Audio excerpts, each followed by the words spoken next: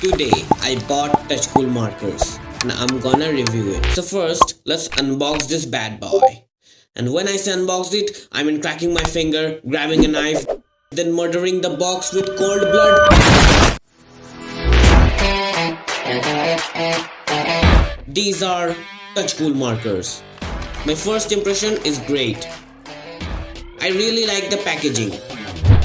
These are dual tip markers. So on this side you will get a bullet tip and on the other side a broad tip. Yeah, pretty cool, right? So I'm gonna color this epic doodle to give you some idea of the marker's capabilities. Let's go.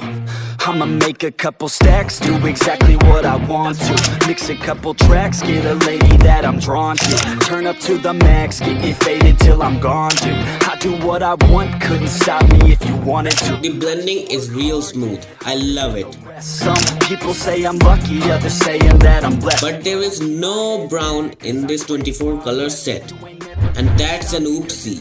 Conquest, and I'm never gonna rest, yeah. And y'all don't know that I'm a soldier. Okay, I'm done. Now would you look at that? It really gave me an epic result.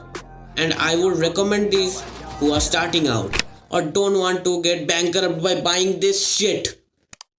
The price of this always gives me a mini heart attack.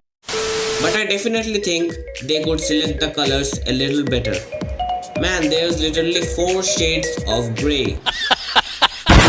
I bought this 24-piece set in $8, so they are really affordable. And the blending of the colors are insane. The ink is really pigmented, and I would rate this marker a solid 8 out of 10. Okay. But you need to learn to draw characters to be a god in art. So check out this video on the left.